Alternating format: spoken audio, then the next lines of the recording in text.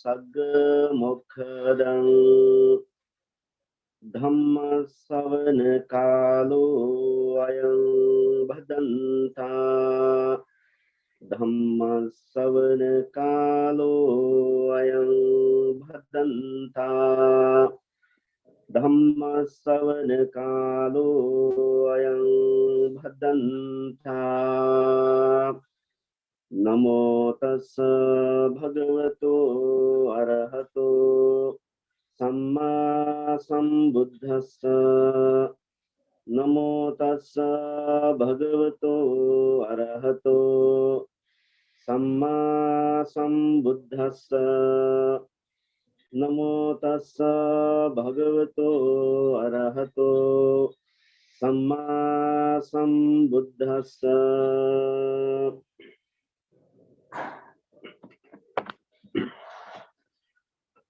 सर्वप्रथम वहाँ अरहत सम्यक सम्बुद्ध भगवान बुद्धलाई सादर वन्दना। महासमय सूत्रको बारे म केही कुरा भन्न गइरहेको छु। हुन त यो महासमय सूत्र यहाँहरु सबैले थाहा भएकै सूत्र होला र यहाँहरुले प्राय जस्तो सुनेको सूत्र पनि होला। म चाहन्छु कि यो देशना पछि तपाईहरुले अवश्य पनि यो महासमय सूत्र एकचोटी पल्ट्याउनुहोस् भन्ने चाहिँ म चाहन्छु। किन भन्दाखेरि यो अति नै महत्त्वपूर्णको सूत्र हो। दीघ निकाय अन्तर्गत महावग्ग अन्तर्गत महासमय सूत्र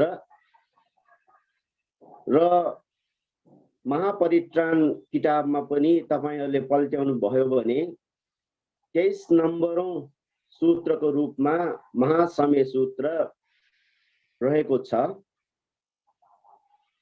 कहीं कतै महापरित्राण हुने बेला भिक्षु महासंघद्वारा यो महासमय सूत्र श्रवण गरेको पनि होला तपाईहरुले। तर यो महासमय सूत्रको अर्थलाई तपाईहरुले कतिको बुझ्ने प्रयास गर्नु भएको छ छैन त्यो आफ्नो ठाउँमा छ।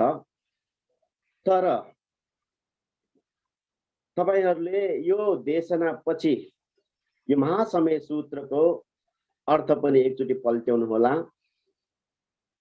मलाई थाहा छ तपाईहरुले जुन यो नेपालीमा अनुवाद भएको महासमय सूत्रको अर्थ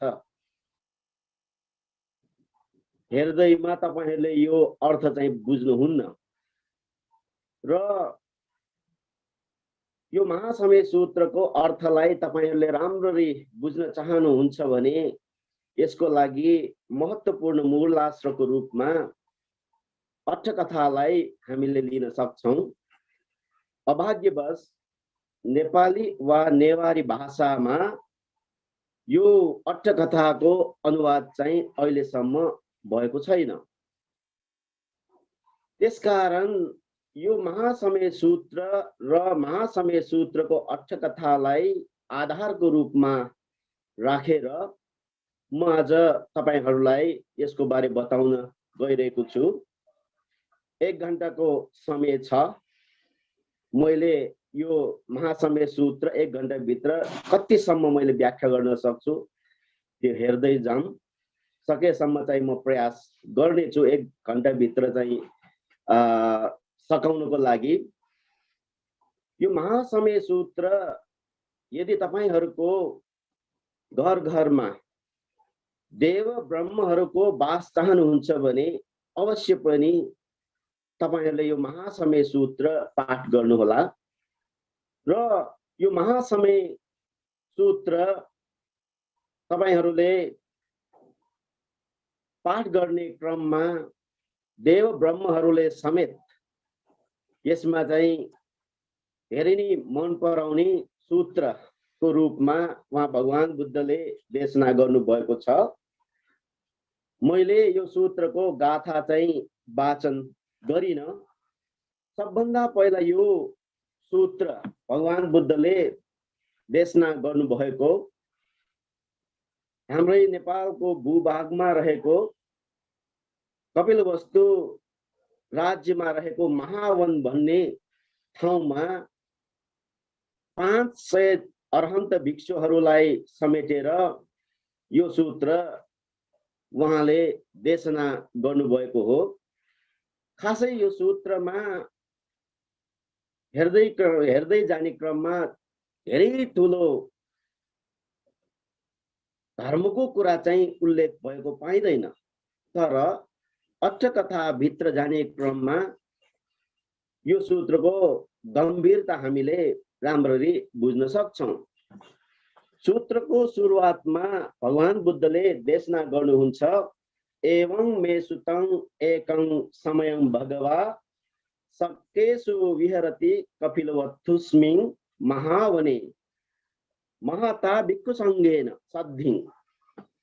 अब यो सूत्रको शब्द अनुसार एउटा सूत्रलाई एउटा शब्दलाई व्याख्या गर्दै जाने क्रममा यो चाहिँ अति नै महत्त्वपूर्णको सूत्रको रूपमा हामीले बुझ्न सक्छौं।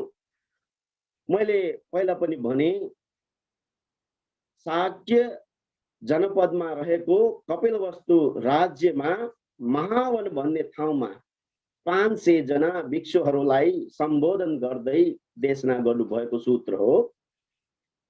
यहाँ सबभन्दा पहिला हामीले बुझ्नुपर्ने एउटा कुरा छ, यो महासमय भन्ने शब्दको अर्थबाट हामी जाउँ। सुरुमा महासमय भनेको महासन्निपातलाई हामी महासमय भन्छौं। हाम्रो नेपालीको अर्थ अनुसार समय भनेको टाइमलाई हामी समय भन्छौं, तर यो सूत्र अनुसार हेर्दै जाने क्रममा समय भन्ने शब्दको अर्थ के हुन्छ त? महासन्निपात, महासभा, महाभेला भएको भन्ने अर्थ चाहिँ जनाउँछ यो महासमय सूत्र। यो महासमय सूत्र भनेको हरेक बेला अतीतमा रहेका बुद्धहरूको समयमा पनि देशना हुन्छ, वर्तमान भगवान बुद्धको गौतम भगवान बुद्धको शासनमा पनि यो महासमय देशना हुन्छ र भविष्यमा बुद्ध हुने मैत्री बुद्धको पालामा पनि यो महासमय देशना चाहिँ हुन्छ। अब महासमय भनेपछि हामीले यहाँ बुझ्नुपर्छ कि महासन्निपात, महासमागम, महासभा भन्ने अर्थ। अब यो महा भन्ने शब्दले चाहिँ के जनाउँछ त भन्दाखेरि यो सभामा उपस्थित भएका व्यक्तिहरू, भाग लिएका व्यक्तिहरू मान्छेहरू मात्र नभइकन दशै चक्रवालेषु, दशै लोक धातु ही चक्रवालेषु, यो 10,000 चक्रवालका देव ब्रह्महरू समेत यसमा भाग लिनु भएको थियो रे। अब यसको यो 10 सहस्र लोक धातु ही चक्रवाल भन्ने शब्द चाहिँ हामी पछि व्याख्या गरौं। मान्छेहरू मात्र नभइकन सम्पूर्ण देव ब्रह्महरू समेत यसमा चाहिँ भाग लिनु भएको कुरा चाहिँ अट्टकथामा उल्लेख छ। भगवान बुद्धको पालामा यसरी महासन्निपात भएको अवस्थाको बारे विभिन्न ठाउँमा उल्लेख छ। जस्तै कि बोधिसत्वको उत्पत्ति भएको ठाउँमा त्यो बेला पनि महासभा चाहिँ महासन्निपात चाहिँ भएको थियो र भगवान बुद्धले बुद्धत्व ज्ञान लाभ गरिसकेपछि सबभन्दा पहिला वाराणसीमा पनि धर्मचक्र प्रवर्तन सूत्र देशना गर्नुभएको थियो। अब त्यो बेला पनि यसरी नै देवताहरूको महासमागम चाहिँ भएको थियो। यो भगवान बुद्धको यो समागममा, गौतम भगवान बुद्धको समागममा सहभागी भिक्षुहरूको संख्याको रूपमा रहेको छ 500 जना भिक्षुहरू। तर भगवान हाम्रो धर्ममा के उल्लेख छ त भन्दाखेरि अझ मैत्री बुद्धको पालामा यसरी नै महासमय सूत्र देशना चाहिँ हुन्छ, महासन्निपात चाहिँ हुन्छ भिक्षुहरू सहित, अरहन्त भिक्षुहरू सहित। मैत्री बुद्धको पालामा हुने यो महासमय अर्थात् महासभामा भिक्षुहरूको समागम हुन्छ, अरहन्त भिक्षुहरूको समागम हुन्छ रे। 1 लाख करोड अरहन्त भिक्षुहरूसँग एकपटक समागम हुन्छ, सन्निपात हुन्छ। सबभन्दा पहिला यो भविष्यमा बुद्ध हुने मैत्री बुद्धको पालामा। र दोस्रो सन्निपात या दोस्रो महासमयको रूपमा उल्लेख छ कि 90,000 करोड 90,000 करोड अरहन्त भिक्षुहरू सहित देव ब्रह्महरूसँग हुने एउटा सभा या महासमय दोस्रो महासमयको रूपमा उल्लेख गरिएको छ। र तेस्रो महासन्निपात या तेस्रो महासभाको रूपमा उल्लेख गरिएको छ कि 80,000 अरहन्त भिक्षुहरू सहित देव ब्रह्महरूसँग हुने एउटा सभा या सन्निपात या महासमय। यसरी मैत्री बुद्धको पालामा 3 पटक महासमय सूत्र देशना हुने कुरा चाहिँ हाम्रो धर्ममा उल्लेख छ। र त्यति मात्र नभइकन वर्तमान गौतम भगवान बुद्धको पालामा यो महासमय सूत्र देशना गर्नुभयो। अरहन्त भिक्षुहरू 500 जना र देव ब्रह्महरूसँग मिलेर भएको यो सन्निपात महासमय। अब यसरी भन्दाखेरि अतीत बुद्धहरूको पालामा पनि यसरी नै महासमय सूत्र चाहिँ देशना भएको चाहिँ थियो र महासन्निपात चाहिँ भएको थियो। तपाईहरू यो सूत्र कहीँ कतै पाठ गरेको पनि होला, तपाईहरूले यो सूत्र आफैले पनि पाठ गर्नुभएको अवस्था पनि होला। तपाईहरूले याद गर्नुहोस् त्यहाँ के छ त, अतीत मद्दानं अरहन्तो सम्मा सम्बुद्धो तेसम्पि भगवन्तानं एतं परमा एव देवता सन्निपाता अहेसु सेयथापि मह्यं एतरे। बुद्ध वचन अनुसारले नै भन्ने हो भने चाहिँ यो महासमय अतीत बुद्धहरूको पालामा पनि भएको थियो। वर्तमान भगवान बुद्ध गौतम भगवान बुद्धको पालामा पनि यो महासमय सूत्र देशना चाहिँ भएको थियो र भविष्य कालमा मैत्री बुद्धको पालामा पनि यो महासन्निपात महासभा चाहिँ हुनेछ। यो चाहिँ 3 पटक हुन्छ भन्ने कुरा चाहिँ मैले अघि पनि भनिसके। अब लगभग मैले यो व्याख्या गरे अनुसार यो महासमय भनेको के हो, तपाईहरुले केही न केही तपाईहरुलाई चाहिँ केही न केही तपाईहरुले बुझ्नुभयो होला। मात्र चाहिँ यो एउटा सूत्रको नामको रूपमा मात्र नबुझ्नुस्, यसको अत्यन्तिक अर्थ चाहिँ के हो, यो महासमय भनेको के हो तपाईहरुले राम्ररी बुझ्नुस्। र अब यसरी नै भगवान बुद्ध विभिन्न अवस्थामा यसरी महासन्निपात चाहिँ भएको अवस्थाको बारे पनि मैले भने। विशेषतः भगवान बुद्ध प्राय जस्तो सँगसँगै भगवान बुद्ध सँगसँगै हिँड्ने भिक्षुहरूको एउटा संख्या छ। धेरै जसो त्रिपिटकमा अट्टकथामा उल्लेख हुन्छ, बुद्ध सँगसँगै हिँड्ने समय बिताउने भिक्षुहरूको संख्या 1200 जनाको उल्लेख चाहिँ छ। तपाईहरुलाई याद होला अजातशत्रु महाराज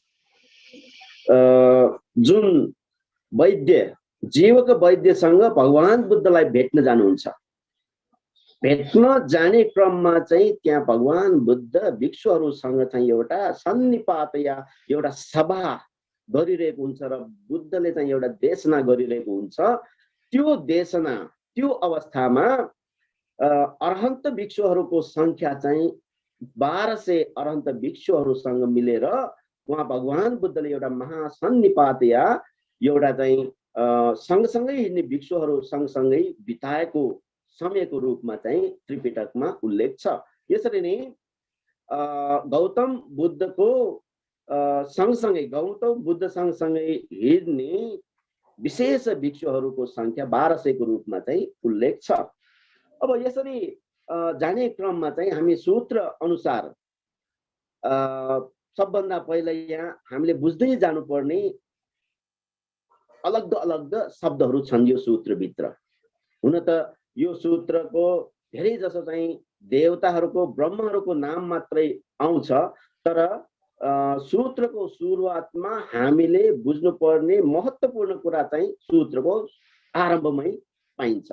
त्यसकारण हामी यो सूत्रको सुरुवातमा एउटा एउटा शब्द गर्दै हामी बुझ्दै जाऊँ। सबभन्दा पहिला यहाँ आउँछ सक्केसु। अब यो सक्केसु भन्ने शब्दलाई लिएर अट्ठकथामा ठुलो व्याख्या चाहिँ त्यहाँ पाइन्छ। मैले अघि पनि भने यो महासम्य सूत्रलाई अट्ठकथाको आधार नलिकन यो महासम्य सूत्र बुझ्न सक्दैन। त्यसकारण अट्ठकथा चाहिँ पल्ट्याउनै पर्छ। यो सक्केसु भन्ने यो शाक्य भन्ने वंशको ठुलो विवरण चाहिँ अट्ठकथामा आउँछ। हामी शाक्य भन्ने कुलको बारे हामी थाहा छ र अहिले नेपालमा पनि यो शाक्य वंशिकहरू छन्, भारतमा पनि छ, बर्मामा पनि छ, बङ्गलादेशमा पनि छ यो शाक्य वंश। अब यो शाक्य वंशको एउटा उत्पत्ति कथा भनेर चाहिँ यो अट्ठकथामा महासमय सुक्त वन्दना भन्ने यो ठाउँमा चाहिँ यसको ठुलो विवरण चाहिँ आउँछ, यो शाक्यको कुरा। अब यो यस्तो शाक्य जनपदमा बसेर भगवान बुद्धले देशना गर्नुभएको। अब यो शाक्यहरूको शुभारम्भ चाहिँ कसरी भयो त? यो शाक्यहरूको शुभारम्भको कुरा गर्ने क्रममा चाहिँ हाम्रो यो त्रिपिटकमा रहेको एउटा सूत्र अर्को सूत्रसँग जोड्ने सूत्रहरू छन्। यसको कुरालाई तपाईहरुले बुझ्न चाहनुहुन्छ भने दीघ निकायमा एउटा अर्को एउटा सूत्र छ अग्गन्य सूत्र भनेर। यो अग्गन्य सूत्रमा पनि यो शाक्य वंशिकको शुभारम्भ भएको कुराको बारे यो अग्गन्य सूत्रमा पनि आउँछ। यो हरेक यो सूत्र यो अट्ठकथा यो अनुसार चाहिँ हामी अहिले बुझ्दै जाऊँ कि यो शाक्य भन्ने वंशको सुरुवात चाहिँ कसरी भयो त? महासम्मत भन्ने राज परम्पराबाट अविच्छिन्न रूपमा निरन्तर रूपमा अगाडि बढ्दै आएको एउटा कुल हो यो शाक्य वंश भनेको।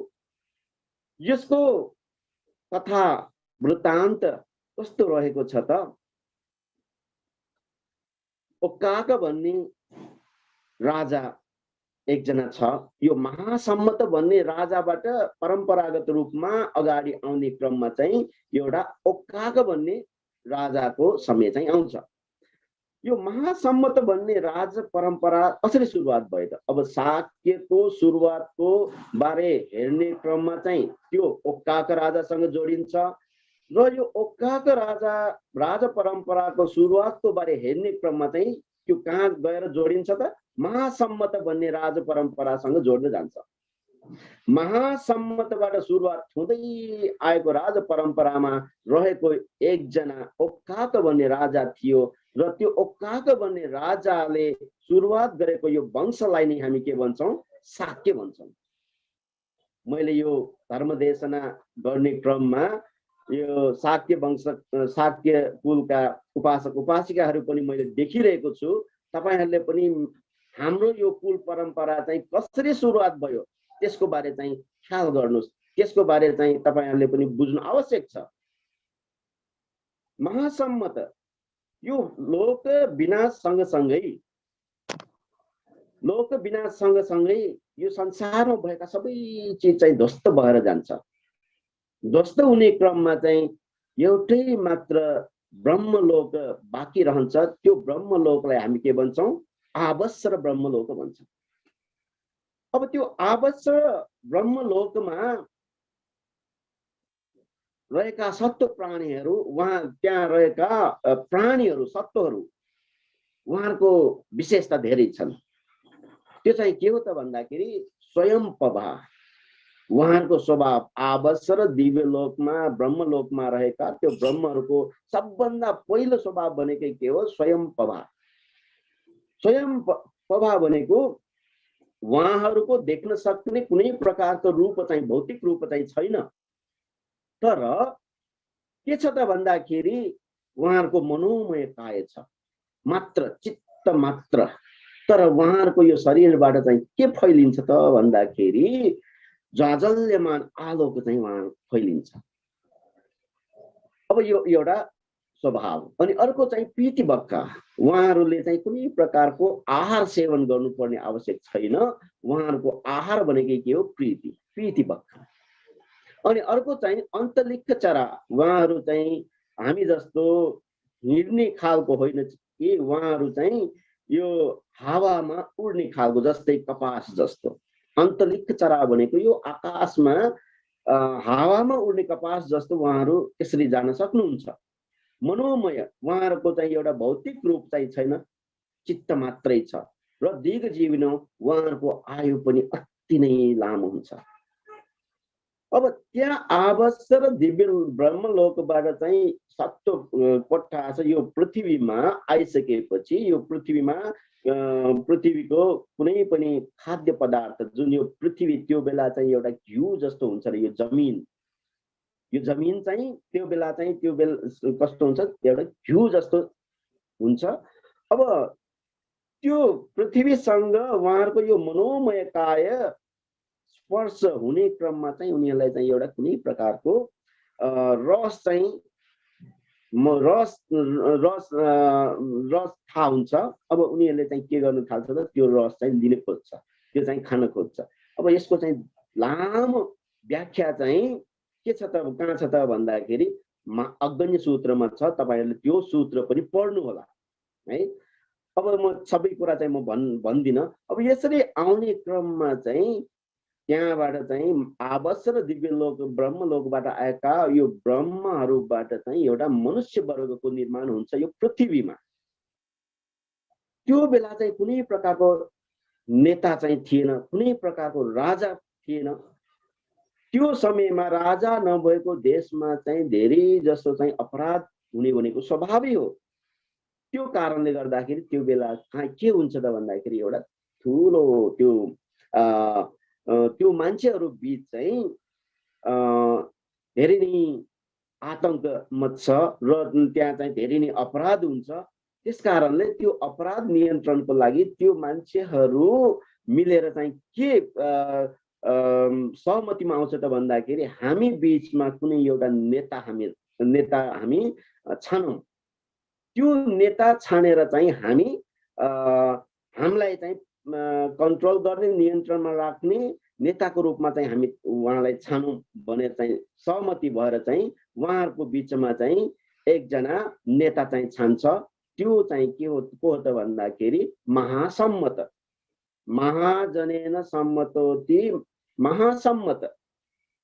अब यो पृथ्वीको सुरुवात सँगसँगै सबभन्दा पहिला कुनै पनि नेता छान्ने हो भने चाहिँ त्यो छान्ने प्रक्रिया चाहिँ कसरी सुरुवात भयो भन्दाखेरि जनताबाट छान्ने। हाम्रो नेपालमा त छैन, हामी त भोट राख्छौं, तर चाहिँ प्रधानमन्त्री राष्ट्रपति छान्ने चाहिँ सांसदवादी छान्ने प्रक्रिया चाहिँ नेपालमा चलेको छ। तर चाहिँ यो पृथ्वीको सुरुवात सँगसँगै राजा भनौं, नेता भनौं, छान्ने प्रक्रिया कसरी सुरुवात भयो त भन्दाखेरि जनताबाट नै छान्ने प्रक्रिया चाहिँ सुरुवातमा थियो। महाजनेन सम्मतोति महासम्मत। अनि त्यसपछि चाहिँ खत्तीनं अधिपति त्यो खत्ती हो। त्यो महासम्मत भन्ने अर्को एउटा नाम के छ त भन्दाखेरि क्षेत्रीय भन्ने एउटा नाम पनि छ। सम्पूर्ण भूभागको अधिपति भन्ने अर्थले चाहिँ उहाँलाई चाहिँ के भन्छ? क्षेत्रीय भन्छ। अब त्यो व्यक्तिले शासन चलाउँदाखेरि कसरी शासन चलाउनु पर्छ त? धम्मेन रञ्जे परन्तीति राजा, धार्मिक रूपमा चाहिँ शासन चलाउनु पर्छ। उहाँले जनताले छानेको त्यो राजाको स्वभाव चाहिँ कस्तो हुनुपर्छ त भन्दाखेरि धम्मेन परे रञ्जतीति राजा, धार्मिक रूपमा चाहिँ शासन चलाउनु पर्छ। यस्तो नीति नियम अनुसार चाहिँ उहाँले चाहिँ जनताले चाहिँ एउटा महासम्मतको रूपमा राजा छान्ने प्रक्रियाको सुरुवात चाहिँ भयो। अब यसरी महासम्मत राजाबाट महासम्मत राजा त्यो महासम्मतपछि राजा हुने उसको छोरा, अब त्यसरी नै त्यसपछि चाहिँ राजा हुने उसको छोरा, त्यसपछि चाहिँ राजा हुनेको उसको छोरा, यसरी छोराको छोरा छोराको छोरा छोराको छोरा राजा हुँदै जाने क्रममा चाहिँ त्यही क्रममा चाहिँ को आउँछ त भन्दाखेरि ओक्काक भन्ने राजाको प्रादुर्भाव हुन्छ। अब यो ओक्काक राजा धेरै नै धर्मिष्ठ, एकदमै इमानदारी राजा हो यो ओक्काक राजा। यो ओक्काक राजाको चाहिँ 5 जना अग्रमहेशीहरू थियो, महारानीहरू 5 जना थियो, भट्टा, चित्ता, जन्तु, जालिनी र विशाखा भनेर। अब यो 5 जना महारानीहरू मध्ये ज्येष्ठ महारानीमा चाहिँ 9 जना छोरा छोरीहरू थियो, 9 जना छोरा छोरी। 9 जना छोरा छोरीहरूलाई जन्माइसकेपछि उहाँ चाहिँ बित्नुहुन्छ। त्यसपछि चाहिँ कान्छी फेरि अर्को एकजना महारानीको रूपमा ल्याउँछ र त्यो महारानी चाहिँ एउटा छोरा जन्माउँछ। छोरा जन्माएपछि राजालाई चाहिँ एकदमै के खुसी लाग्यो, किन भन्दाखेरि हाम्रो कुल परम्परालाई धान्ने छोरा भन्ने एउटा जुन सोच छ त्यो बेला पनि त्यस्तै थियो। अहिले पनि त छोरा जन्मियो भनेपछि त हाम्रो यो कुल परम्परालाई धान्ने नै यही छोरा हो भन्छौँ नि हामी, यो सोच भनेको त्यो बेला पनि थियो। अब त्यो राजा चाहिँ एकदमै खुसी भएर महारानीलाई के भन्छ, तिमीले चाहिँ जे चाहन्छौ वरदान मसँग माग्नु, म तिमीलाई चाहिँ त्यो वरदान दिन्छु भन्दाखेरि चाहिँ त्यो महारानी चाहिँ एकदमै सोच विचार पुर्याएर चाहिँ म अहिले माग्दिनँ, जुन समय आउँछ त्यो बेला चाहिँ म माग्छु भन्छ। हुँदा जुन त्यो छोरा चाहिँ ठुलो भएर आउँछ, ठुलो भएर आएपछि चाहिँ अब यही मौका हो त्यो वरदान माग्ने मौका भनेर चाहिँ त्यो छोराले त्यो महारानीले चाहिँ के वरदान माग्छ त भन्दाखेरि तपाईहरूको ज्येष्ठ छोराहरूलाई छोडेर मेरो कान्छो छोरालाई चाहिँ राज्य दिनुस् भन्नुहुन्छ। भन्दाखेरि झसङ्ग हुन्छ यो ओक्काक राजा, ओहो मैले वरदान माग्नु भनेर चाहिँ भनिसके तर त्यो बेला चाहिँ मागेन, अहिले चाहिँ मागेछ। जुन टाइम मेरो छोरालाई चाहिँ राज्य दिने समय आयो त्यो बेला आएर चाहिँ वरदान माग्न आयो, अब के गर्ने। तर त्यो बेलाको राजाहरू यस्तो धर्मिष्ठ, वचन चाहिँ फरक गर्दैन। मैले चाहिँ भनिसके वरदान दिन्छु भनेर, अब त त्यो त मैले पुरा गर्नु पर्यो। त्यस कारणले गर्दाखेरि त्यो ओक्काक राजाले के भन्छ त भन्दाखेरि आफ्नो जुन त्यो छोरा छोरीहरूलाई बोलाएर चाहिँ के भन्छ त भन्दाखेरि परिस्थिति यस्तो छ, तिमीहरूको कान्छी आमाले चाहिँ उसको छोरालाई चाहिँ राज्य दिनु भनिरहेछ, केही हालतले त्यो राजा भएको खण्डमा तिमीहरूलाई केही चाहिँ विपत्ति गर्न सक्छ उसले, त्यसकारण बरु तिमीहरू चाहिँ यो राज्य छोडेर जाऊ भनेर चाहिँ भन्दाखेरि बुवाको आफ्नो राजाको वचनलाई सिरोपर गर्दै त्यो ओक्काक राजाको छोरा र छोरीहरू चाहिँ वनवास जान्छ।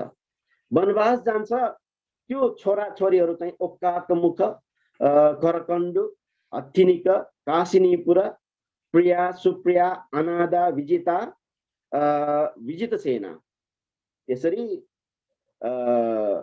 छोराहरू 4 जना, छोरीहरू 5 जना। अब सबै 9 जना चाहिँ के गर्छ त भन्दाखेरि आफ्नो चाहिने सामानहरू सम्पत्तिहरू लिएर चाहिँ वनवास जान्छ। वनवास गइसकेपछि कहाँ पुग्छ त भन्दाखेरि एउटा ऋषि मुनिको बसिरहेको एउटा जङ्गलमा पुग्छ। अब त्यो ऋषि मुनि भन्ने त्यो ऋषि मुनिको नाम चाहिँ कपिल भन्ने ऋषि हो। अब यो कपिल भन्ने ऋषि मुनि कहाँ गएर त्यो जुन त्यो राजकुमार र राजकुमारीहरूले आफूलाई भएको जुन त्यो कुरा चाहिँ बताउनुहुन्छ, हामीलाई चाहिँ यस्तो यस्तो भयो, यस्तो यस्तो भएर चाहिँ हामी यो ठाउँमा आएको हो भन्दाखेरि कपिल ऋषि मुनिले चाहिँ के भन्छ त, साँच्चै नै तिमीहरू चाहिँ एकदमै सही ठाउँमा आएको छ। यो ठाउँ भनेको साधारण ठाउँ होइन। यो कपिल ऋषिमुनि ध्यान बसिरहेको त्यो ठाउँ यस्तो ठाउँ हो कि त्यो कपिल ऋषिमुनिले के भन्छ त, यहाँ कुनै पनि भ्यागुटो एकजना जन्मियो भने चाहिँ त्यो भ्यागुटो यस्तो शक्तिशाली हुन्छ कि एउटा सर्पभन्दा पनि शक्तिशाली हुन्छ रे। यो भूमिमा जन्म हुने भ्यागुटो हेर्नुस्, यो कपिल ऋषिमुनि ध्यान बसिरहेको जन्म, यो वासस्थान गरिरहेको त्यो ठाउँ। अझ कपिल ऋषिमुनिले चाहिँ के भन्छ, यो ठाउँमा कुनै हालतले एउटा मृग जन्म भयो भने चाहिँ त्यो मृग बाघ भन्दा पनि बलियो हुन्छ रे, शक्तिशाली हुन्छ रे। र यो ठाउँमा कुनै पनि एकजना मान्छे जन्म भयो भने चाहिँ, बसोबास गर्यो भने चाहिँ त्यो मान्छेको शक्ति कतिको हुन्छ त भन्दाखेरि 1000 जना मान्छेहरूको शक्ति भन्दा पनि शक्तिशाली हुन्छ रे। तिमीहरू चाहिँ एकदम सही ठाउँमा आएको छ। तिमीहरू यो ठाउँमा यदि नगर निर्माण गर्न चाहनुहुन्छ भने म तिमीहरूलाई चाहिँ मद्दत गर्छु भनेर यो कपिल ऋषि मुनिले चाहिँ यसरी भन्दाखेरि चाहिँ एकदमै खुसी भएर चाहिँ ती ठाउँमा चाहिँ यो राजकुमारहरू र राजकुमारीहरूले चाहिँ त्यहाँ एउटा नगर स्थापना गर्छ। कपिल ऋषि मुनिको आश्रय लिएर निर्माण भएको नगर भएको कारणले त्यो नगरलाई के भन्यो, शाक्य। त्यो नगरलाई चाहिँ कपिलवस्तु भन्यो, त्यो नगरलाई चाहिँ कपिलवस्तु भन्यो। अब यसरी अब त्यहाँ चाहिँ के भयो त भन्दाखेरि अब नगर निर्माण त गर्यो। अब नगर निर्माण गरिसकेपछि उहाँहरूको पनि एउटा के धारणा थियो त भन्दाखेरि हाम्रो राज परम्परालाई चाहिँ बिगार्नु हुँदैन, हाम्रो यो राज परम्परालाई चाहिँ एउटा शुद्ध राख्नुपर्छ भनेर चाहिँ उहाँहरू चाहिँ अन्य व्यक्तिहरूसँग विवाह नगरिकन ज्येष्ठ क्रम अनुसार चाहिँ आफ्नै दाजुभाइ बहिनीहरू बीच चाहिँ के हुन्छ, विवाह हुन्छ। एकजना बाँकी छ, एउटा ज्येष्ठ छोरी, ज्येष्ठ राजकुमारी छ। अब उसलाई चाहिँ एउटा आमाको ठाउँमा राख्छ। यसरी आमाको ठाउँमा राख्छ। यसरी राखेर उहाँहरू आवा विवाह गर्छ।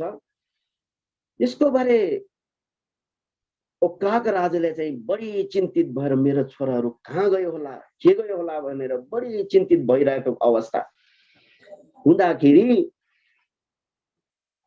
अब ओक्काक राजाले के खबर पाउँछ त, यसरी फल्ना ठाउँमा गएर मेरो राज परम्परालाई नबिगारिकन यो राज परम्परालाई शुद्ध राख्नको लागि, यो राज परम्परालाई निरन्तरता दिनको लागि चाहिँ एकदमै ज्ञान पुर्याएर, एकदमै दिमाग पुर्याएर मेरो छोराछोरीहरूले त काम गरेछ।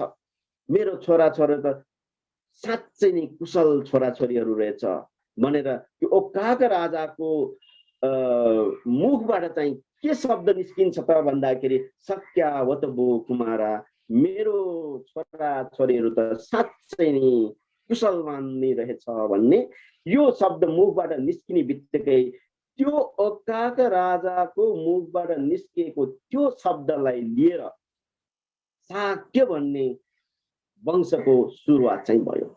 शाक्य भन्ने कुलको सुरुवात चाहिँ भयो। अब त्यस कारणले बुझ्नु शाक्य भन्ने शब्दको अर्थ के हो। ल अब यहाँ कुनै शाक्य वंशको कोही छ भने चाहिँ, शाक्य कुलको कोही छ भने चाहिँ ल भन्नु शाक्य भन्ने शब्दको अर्थ के हो। अब यो देशना सुनिसकेपछि त थाहा हुनु पर्यो नि। शाक्य भन्ने यो शब्दको अर्थलाई तपाईहरुले बुझ्नुस् कि कुशलवान, क्षमतावान भन्ने अर्थले चाहिँ शाक्य वंशको कुल चाहिँ यो सुरुवात चाहिँ भयो। अब यसरी यो शाक्य तपाईहरु यो महासमय सूत्रलाई पल्ट्याएर हेर्दाखेरि भन्तेले भन्नुभएको यो कुनै कुरा त सूत्रमा छैन, भन्तेले सूत्रमा नभएको अर्कै कुरा भनिराख्नु भएको छ कि भन्ने तपाईको मनमा लाग्न सक्छ। मैले अघि पनि भने यो महासमय सूत्रलाई अति नै गम्भीर रूपमा यदि तपाईहरुले बुझ्न चाहनुहुन्छ भने अठ कथालाई नपल्ट्याइकन यो बुझ्न सक्दैन। मैले जुन कुरा यो भनिरहेको छु त्यो कहाँ छ त? अट्टकथामा छ। अभाग्यवश नेपाली वा नेवारी भाषामा त्यो अट्टकथाको अनुवाद चाहिँ भएको छैन। कुनै बेला चाहिँ अनुवाद चाहिँ हुन्छ होला। अङ्ग्रेजी बुझ्न सक्ने कोही छ भने चाहिँ अङ्ग्रेजी अट्टकथा पढ्नुस्, त्यसमा छ है। अब यसरी यो शाक्य वंशको सुरुवात चाहिँ भयो। त्यहाँ चाहिँ अब एकजना आमाको ठाउँमा राखेको एकजना ज्येष्ठ राजकुमारी हुनुहुन्छ। के हुन्छ? उहाँलाई चाहिँ एउटा कुष्ठ रोग लाग्छ। कुष्ठ रोग राखेर अब त्यो उहाँहरूको बिचमा चाहिँ राख्नु हुँदैन, उसलाई चाहिँ अलग्गै राख्नुपर्छ। अहिले जुन यो कोरोना भइरहेछ नि, कोरोना हुँदाखेरि त्यो कोरोना भएको मान्छेलाई हामी सबैसँग त सँगै राख्दैन, अलग्गै आइसोलेसनमा राख्छौँ। त्यो बेला पनि त्यस्तै एउटा कुष्ठ रोग लाग्छ, उसलाई चाहिँ सँगै राख्नु हुँदैन। त्यसकारण चाहिँ एउटा टाढा एउटा ठाउँमा चाहिँ अलग्गै राख्छ, अलग्गै एउटा गुफामा बस्छ। यसरी गुफामा बस्ने क्रममा अब मैले यो के भनिरहेको, यो शाक्य र कोलीय यो महासमय सूत्र, किन भन्दाखेरि मैले पछि चाहिँ यो 500 जना भिक्षुहरूको कुरा पनि म यहाँ ल्याउँछु। किन भन्दाखेरि मैले अघि पनि भने यो सूत्रको अलग अलग एउटा शब्दको महत्व अलग्गै छ। मैले अघि पनि भने यो शाक्यको शुभारम्भको बारेमा मैले भने। अब मैले के भन्न गइरहेको छु, कोलीय। किन भन्दाखेरि यो महासमय सूत्र शाक्य, कपिलवस्तु, कोलीय राज्यसँग सम्बन्ध रहेको सूत्र हो यो। र म पछि फेरि भन्छु कि यो 500 जना भिक्षुहरूको बारे पनि म भन्छु। किन भन्दाखेरि यो महासमय सूत्र हामीले पाठ गर्दाखेरि हामी आनन्दले पाठ गर्छौँ, तर यसको गम्भीरतालाई बुझ्नलाई अट्टकथा पल्ट्याउनु पर्छ। किन भन्दाखेरि म यो सूत्रसँग सम्बन्धित नभएको कुराहरू मैले भनिरहेको होइन, सूत्रसँग रिलेटेड कुराहरू मैले भनिरहेको। अब त्यो राजकुमारीलाई अलग्गै राख्छ, अलग्गै एउटा गुफामा बस्छ।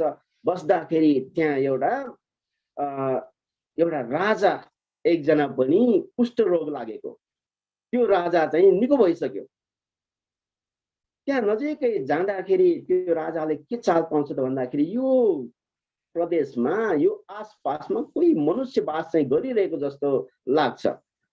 अब यसरी हेर्दाखेरि बोलाउँछ, भित्र कोही छ भनेर बोलाउँदाखेरि म एकजना यस्तो यस्तो भएर चाहिँ म यसरी यहाँ चाहिँ आइरहेको हो भन्छ।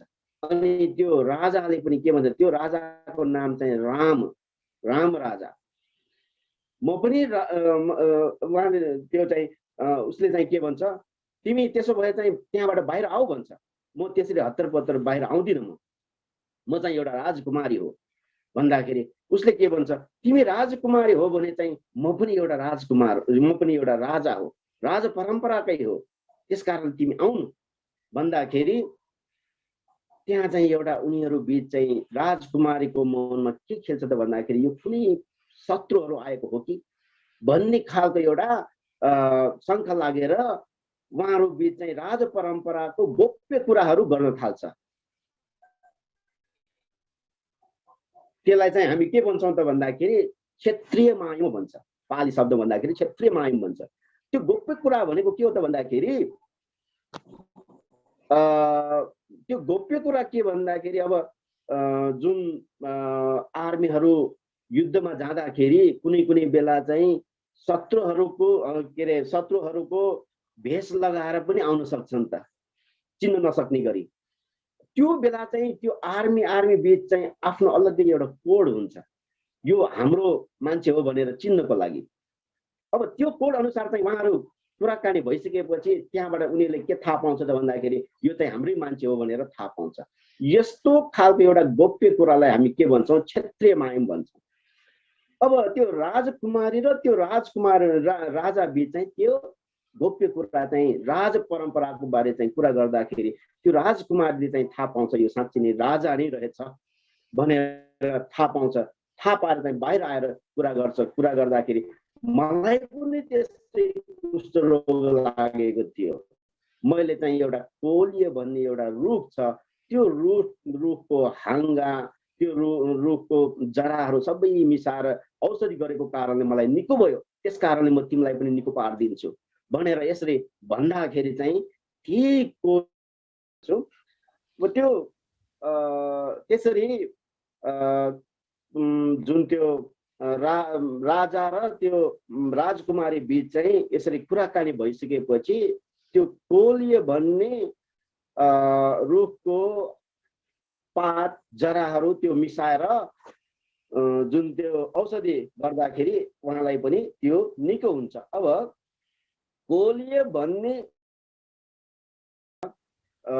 अब जुन त्यो कोलीय राज परम्पराको सुरुवात चाहिँ मैले भनिरहेको है।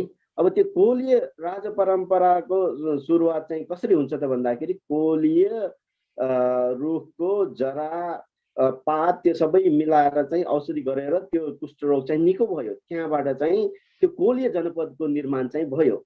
अब त्यो कोलीय जनपद भित्र रहेको एउटा हामीले सुनेका छौँ एउटा अर्को एउटा गाउँ तपाईले सुनेकै होला रामग्राम भनेर।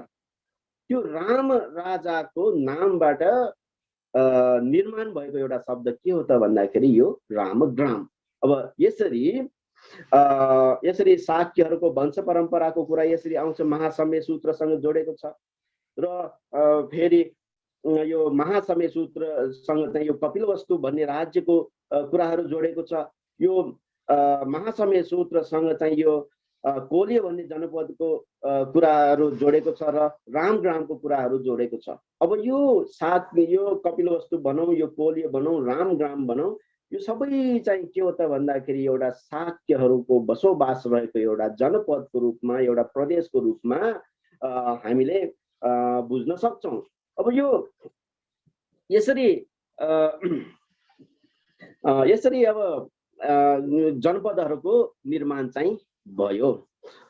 यो अर्थकथामा जाँदाखेरि अझ यो कोलीय र जुन त्यो कोलीय र जुन कपिलवस्तु जुन त्यो उहाँहरू बिच चाहिँ त्यहाँ उहाँहरूको राज्यको बिचमा चाहिँ एउटा रोहिणी भन्ने नदी चाहिँ बगेको हुन्छ। यो कुरा त तपाईहरूले पनि सुनेकै कुरा हो। अब यो रोहिणी भन्ने नदीको पानी लिएर चाहिँ उहाँले चाहिँ आफ्नो कृषि कर्मान्त आफ्नो चाहिँ खेती काम गर्ने गर्छ। अब यसरी खेती काम गर्ने क्रममा चाहिँ के हुन्छ त भन्दाखेरि एउटा समयमा यो रोहिणी नदीको पानी चाहिँ कम हुन्छ। कम हुँदै गएपछि चाहिँ यो रोहिणी नदीको पानीको कारणले गर्दाखेरि उहाँहरू बिच चाहिँ एउटा के हुन्छ त ठुलो युद्धको सुरुवात चाहिँ हुन्छ, युद्ध हुन लागेको हुन्छ। युद्ध हुँदाखेरि यहाँ भगवान बुद्धले चाहिँ देख्छ कि यो जुन त्यो कपिलवस्तु राज्य भनेको आफू जन्मेको आफ्नै बुवाको आफ्नै बुवाको परम्पराबाट आउने आफ्नै दाजुभाइहरू हो। अब कोलीय भनेपछि त्यहाँ चाहिँ आफ्नो मामा घर, त्यहाँ पनि आफ्नै दाजुभाइहरू। अब यो आफ्नै दाजुभाइहरू यो पानीको कारणले गर्दाखेरि युद्ध गरेर चाहिँ एउटा ठुलो विनाश चाहिँ हुन गइरहेको चाहिँ भगवान बुद्धले देख्नुहुन्छ। भगवान बुद्धले देखेर चाहिँ यो चाहिँ त्यस्तो चाहिँ गर्नु हुँदैन भनेर भगवान बुद्ध के सोच्नुहुन्छ त भन्दाखेरि भगवान बुद्ध त्यहाँ चाहिँ जानुहुन्छ। त्यहाँ जानु अगाडि चाहिँ त्यहाँहरू त्यो जुन त्यो कपिलवस्तुको शाक्य र जुन कोलीयको शाक्यहरू चाहिँ एकदमै भनाभन हुन्छ। त्यहाँ एकदमै भनाभन हुन्छ। यो पानीको कारणले गर्दाखेरि यो विवाद चाहिँ सुरु भएको, तर यो विवादको सुरुवात सँगसँगै चाहिँ त्यहाँ एकदमै भनाभन हुन्छ। कस्तो खालको भनाभन हुन्छ त भन्दाखेरि त्यो कोलीयहरूले चाहिँ शाक्यवंशीलाई चाहिँ के भन्छ त, तिमीहरू त के अरे कुकुर बिरालो जस्तो होइन, दाजुभाइ पनि दिदी बहिनीहरू पनि नचिन्ने, तिमीहरू दाजुभाइ दिदी बहिनी एक आपसमा बिहे गरेर जन्मेको हो भनेर चाहिँ आफ्नो जातीयताको कुरालाई निकालेर अपमान गर्न थाल्छ।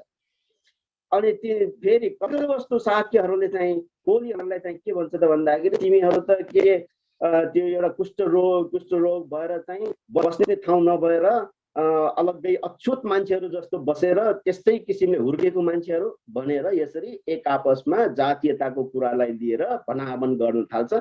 यो कुरा चाहिँ राजाहरूको बिचमा पनि यो कुरा जान्छ। यो कुरा गइसकेपछि राजाहरू चाहिँ अब के हुन्छ, यसरी अपमान गरेको सहेर चाहिँ भएन, अब चाहिँ युद्ध गर्नु पर्यो भनेर अब दुईजना चाहिँ दुई पक्ष बिच चाहिँ एउटा युद्ध गर्न खोज्छ। युद्ध गर्न खोज्दाखेरि बुद्धले चाहिँ के देख्छ, मेरो आफ्नै दाजुभाइहरू बिच चाहिँ यो युद्ध हुन गइरहेको छ। अब यो युद्धलाई चाहिँ मैले के गर्नु पर्यो, यो युद्धलाई चाहिँ मैले रोक्नु पर्यो। यो युद्धलाई चाहिँ रोक्नु पर्यो भनेर भगवान बुद्ध त्यो ठाउँमा उपस्थित हुन जान्छ। उपस्थित भएर भगवान बुद्धले चाहिँ के सोध्छ, तिमीहरू के को कारणले चाहिँ यहाँ युद्ध गर्न खोजेको भन्दाखेरि हामी पानीको विवादमा परेर चाहिँ यो युद्ध गर्न खोजेको भन्छ। भगवान बुद्धले एउटा प्रश्न सोध्छ सबभन्दा पहिला, पानी कतिको महत्त्वपूर्ण छ भन्छ। पानी त महत्त्वपूर्ण छ भन्छ। अनि त्यसपछि चाहिँ फेरि के सोध्छ त भन्दाखेरि यो पृथ्वी कतिको महत्त्वपूर्ण छ, पानी भन्दा अलिकति त्योभन्दा बढी महत्त्वपूर्ण छ।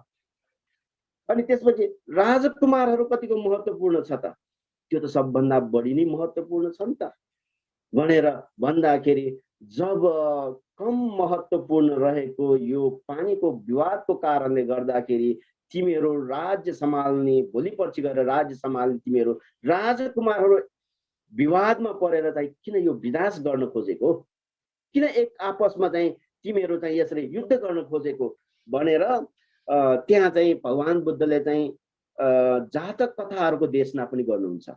यो कुरा अट्ठकथामा छ है, महासमय सूत्रमा छैन। महासमय सूत्र वर्णना भन्ने एउटा अट्ठकथामा आउँछ। यो कुराहरू चाहिँ अट्ठकथामा छ। भगवान बुद्धले चाहिँ त्यहाँ 5 वटा जातकहरू चाहिँ देशना गर्नुहुन्छ। त्यो 5 वटा जातक चाहिँ एउटा के हो त भन्दाखेरि फन्दन जातक। तपाईहरु चाहिँ अब मैले चाहिँ अब यो धर्म देशनाको रूपमा मैले गरिरहेको हो। तपाईहरुले कुनै क्रमले चाहिँ यो नोट गर्न सक्नुहुन्छ भने नोट गरेर तपाईहरुले हेर्नुस्। किन भन्दाखेरि हाम्रो ज्ञान भनेको यो देशना गरिरहेको मैले पनि बिर्सिन्छु 1-2 महिनापछि कुनै कुराहरु। सबै कुरा त सम्झिन सक्दैन। अब यो फन्दन जातक देशना गर्नुहुन्छ, पठेवी इन्द्रिय जातक देशना गर्नुहुन्छ र अनि अर्को एउटा चाहिँ लटुकीको जातक देशना गर्नुहुन्छ। यो चाहिँ यो जातक चाहिँ एक आपसमा विवाद गर्दाखेरि चाहिँ कस्तो खालको विनाश हुन्छ भन्ने कुरालाई लिएर चाहिँ भगवान बुद्धले चाहिँ यो जातक चाहिँ देशना गर्नुभएको। र अनि अर्को 2 वटा जातक हामी एकजुट भएर बस्दाखेरि कतिको शक्तिशाली हुन्छौं। हामी एकजुट भएर बस्ने क्रममा चाहिँ तिमीहरू धेरै नै शक्तिशाली भएर बस्न सक्छौ भनेर चाहिँ भगवान बुद्धले चाहिँ त्यहाँ रुक्क धम्म जातक र वट्टक जातक भनेर 2 वटा जातक देशना गर्नुहुन्छ। अब यो कलह वाद विवाद गर्ने क्रममा चाहिँ कस्तो खालको विनाश हुन्छ र एक आपसमा एकजुट भएर बस्दाखेरि चाहिँ कस्तो खालको शक्तिशाली हामी हुन सक्छौं भन्ने यो कुरालाई लिएर भगवान बुद्धले जातक 5 वटा जातक कथाहरू देशना गरिसकेपछि त्यहाँ चाहिँ अन्तमा चाहिँ भगवान बुद्धले एउटा जातक देशना गर्नुहुन्छ कि त्यो जातक देशना चाहिँ अत्तदण्ड भन्ने सूत्र चाहिँ देशना गर्नुहुन्छ। अब यो अत्तदण्ड सूत्र देशना गरिसकेपछि अब त्यहाँ चाहिँ एउटा सामसुङ हुन आउँछ। सामसुङ हुन आउँछ त्यहाँ सबभन्दा पहिला धनुष बाण चाहिँ छोड्ने, हामी चाहिँ अब युद्ध गर्दैनौं भनेर यो धनुष बाणलाई चाहिँ भुइँमा छोड्ने, यो धनुष बाणलाई छोड्ने चाहिँ कसले त भन्दाखेरि कोलीहरूले। कोलीहरू किन भन्दाखेरि शाक्य त्यो हिसाबले अब यो किन भन्दाखेरि दुवै पक्षले चाहिँ एउटा धनुष बाणले हान्न तयार भएर बसिरहेको छ। तर भगवान बुद्धको यो उपदेशलाई सुनेर सबभन्दा पहिला यो धनुष बाणलाई चाहिँ भुइँमा राख्ने भनेको कोलीहरूले। कोलीहरू एकदमै निर्भय। उहाँले चाहिँ के भन्छ त, किन भन्दाखेरि त्यो दुवै पक्षमा एकदमै कुशल धनुष बाण चलाउन जानेको मान्छेहरू थियो त्यो बेला। अब त्यहाँ चाहिँ वालवेदी भन्छ। वालवेदी भनेको त्यो धनुष बाणको शिल्प विद्याको कुरा आउँदाखेरि वालवेदी भन्छ। वालवेदी भनेको जुन त्यो घोडाको जिउमा रहेको रौँ छ नि, घोडाको जिउमा रहेको रौँ टाढा राखेर चाहिँ धनुष बाणले हान्न सक्ने, तागत गरेर हान्न सक्ने, त्यसलाई चाहिँ हामी के भन्छौँ त भन्दाखेरि वालवेदी। त्यस्तो खालको कुशल धनुष बाण चलाउन सक्ने मान्छेहरू थियो त्यो बेला। अनि अर्को चाहिँ कस्तो त भन्दाखेरि अखनवेदी। अखनवेदी भनेको जुन पानी पर्न लागेको बेला चाहिँ आकाशमा चट्याङ पर्छ नि, त्यो बेला त्यो चट्याङ परेको बेला आकाश धनुष बाणले हान्न सक्ने कसैले गर्न सक्छ? सक्दैन। त्यो कोलिएर कपिलवस्तु उहाँ त्यो युद्ध गर्न जुन तयार भइरहेको त्यो बिचमा चाहिँ त्यस्तो खालको धनुष बाण चलाउन सक्षम कुशल व्यक्तिहरू थियो रे।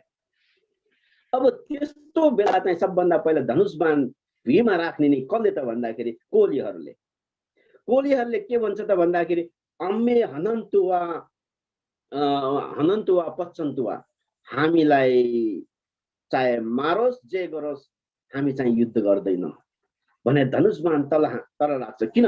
अब धनुष बाण हान्नलाई तयार भएर बसिरहेछ, आफूहरूले धनुष बाण तल झार्ने बित्तिकै कपिलवस्तु शाक्यहरूले चाहिँ धनुष बाणले हानिदियो भने चाहिँ के हुन्छ? सबैजना मरिहाल्छ। तर पनि आफ्नो जीवनलाई समेत त्याग गरेर चाहिँ कोलीहरूले चाहिँ सबभन्दा पहिला धनुष बाण भुइँमा राख्छ। राखेपछि त्यो हेरेर शाक्यवंशीका कपिलवस्तु शाक्यवंशीकाहरूले पनि हामी पनि युद्ध गर्दैनौँ भनेर उहाँले पनि धनुष बाण चाहिँ तल झार्छ। र त्यो बेला चाहिँ भगवान बुद्ध आफ्नै दाजु पर्ने भगवान बुद्ध त्यहाँ उपस्थित भइरहेको छ। अब हामी दुईजना बिच के अरे दुई पक्षको बिचमा चाहिँ एउटा ठुलो विनाश हुन गइरहेको, तर भगवान बुद्ध आएर चाहिँ यसलाई चाहिँ सामसुङ गर्नुभयो भनेर एउटा भगवान बुद्धप्रति चाहिँ एउटा सानो खालको चाहिँ एउटा आस्था उत्पन्न हुन्छ। भित्रैदेखि भगवान बुद्धको उपदेशलाई बुझेर चाहिँ उत्पन्न भएको श्रद्धा होइन, उनीहरूको कला चाहिँ विवाद चाहिँ सामसुङ गरिदिनु भयो। त्यसकारण चाहिँ एउटा सानो एउटा श्रद्धा चाहिँ उत्पन्न हुन्छ। उत्पन्न भएर दुवै राज्यको व्यक्तिहरू छलफल गरेर के छलफल गर्छ त भन्दाखेरि भगवान बुद्धलाई त एक्लै यताउता पठाउन त भएन। भगवान बुद्ध जस्तो त्यस्तो महान व्यक्ति हाम्रै दाजु हो।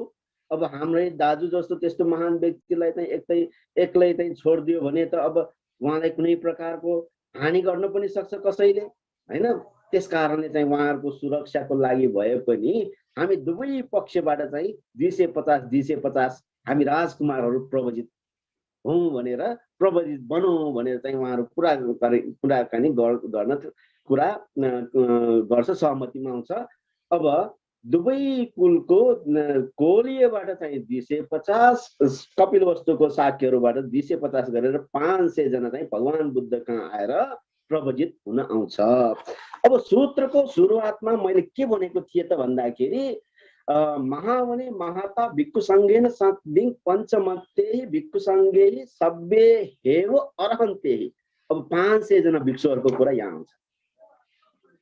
महासमय सूत्रको सुरुवातमा भगवान बुद्ध 500 जना भिक्षुहरूसँग एउटा समागम गरिरहेको, 500 जना भिक्षुहरूसँग चाहिँ एउटा सन्निपात गरिरहेको, 500 जना भिक्षुहरूसहित चाहिँ ब्रह्महरूसँग चाहिँ एउटा महासमय गरिरहेको अवस्था।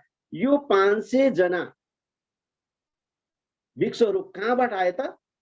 यो शाक्य र कोलीय जनपदबाट आएको। तर उहाँहरू अरहन्त चाहिँ भएको छैन अहिलेसम्म। एउटा सानो भगवान बुद्ध प्रति एउटा सानो आस्था मात्र जागेर उहाँहरू प्रवजित हुन आएको। अब यसरी बस्दा बस्दै उहाँहरूको मनमा के आउँछ? उहाँहरूको मनमा चाहिँ आफ्नो राजकुमारीहरूको याद आउँछ। अब त्यति मात्र होइन कि त्यो राजकुमारीहरूले पनि पत्र पठाउँछ, तिमीहरू त्यसरी प्रवजित भएर गइसकेपछि हामी मात्र के गरेर बस्ने? तिमीहरू नभएर त हामीलाई त जिन्दगी नै बेकार जस्तो भइसक्यो। तिमीहरू चाहिँ किन त्यसरी बसिरहेको? तिमीहरू फिर्ता आऊ भनेर चाहिँ यसरी पटक पटक यसरी भन्दाखेरि चाहिँ उहाँहरूको मन परिवर्तन हुन्छ। भएन, अब चाहिँ चिवट छोडेर जानु पर्यो। यसरी 500 जना त्यो भिक्षुहरू एकैचोटि चाहिँ उहाँले के विचार गर्छ चिवर छोडेर जानु पर्यो भनेर त्यसरी विचार गर्दाखेरि भगवान बुद्धले चाहिँ के सोच्नुहुन्छ त भगवान बुद्धले उहाँहरूको मनको कुरालाई बुझेर भगवान बुद्धले यो सूत्रमा छ तपाईहरुले त्यतिकै पाली त्यो सूत्र मात्र पढ्दै नजानुस् अर्थसहित पढ्दै जानुस् यो सूत्रमा भगवान बुद्धले के भन्नुहुन्छ भन्दाखेरि के सोच्नुहुन्छ इमे भिक्खु मादिसेन बुद्धेन सद्दिङ एकतो वसन्तो उक्कण्ठन्ति म जस्तो बुद्धसँग बस्दा बस्दै यदि प्रवजित हुन नसकेर प्रवजित नहुनको लागि उहाँहरूको मनमा यस्तो खालको मन परिवर्तन हुन्छ भने त्यो मेरो लागि पनि राम्रो कुरा होइन बुद्ध जस्तो महान व्यक्तिसँग बसिरहेको यो 500 जना भिक्षुहरूको मन परिवर्तन हुन्छ भने त्यो मेरो लागि राम्रो कुरा होइन म उहाँहरूलाई त अब बचाउनु पर्यो अब यसरी हुँदा हुँदै हुन्छ त्यसो भए आजलाई चाहिँ म जुन त्यो 500 जना भिक्षुहरू चाहिँ अब मन परिवर्तन भएर चिवर छोडेर जानलाई तयार भएर बसिरहनु भएको छ बुद्धले चाहिँ के सोच्नुहुन्छ मसँग बसेको यो भिक्षुहरूको मन यसरी परिवर्तन हुन्छ भने त्यो मेरो लागि पनि राम्रो होइन भन्ने समय सूत्रसँग जोडेको त्यहाँबाट चाहिँ अझ राम्रो राम्रो कुरा आउँछ है त्यसकारण म अर्को एपिसोडमा चाहिँ म यो कुरा सबै कुरा चाहिँ म बताउन कोसिस गर्छु सकेसम्म चाहिँ अर्को एपिसोडमा चाहिँ म सघाउने कोसिस चाहिँ गर्छु